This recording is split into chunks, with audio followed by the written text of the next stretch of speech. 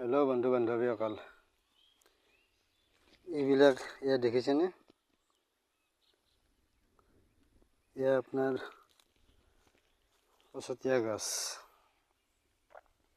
আৰু এই পচতীয়া গছৰ পৰা আমি কি কৰিব পাৰোঁ, বহুত ভালে হেৰি কৰিব পাৰি।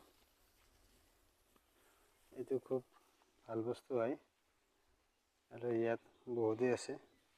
এইবিলাক গছ ডাঙৰ গছ হৈ গৈছে।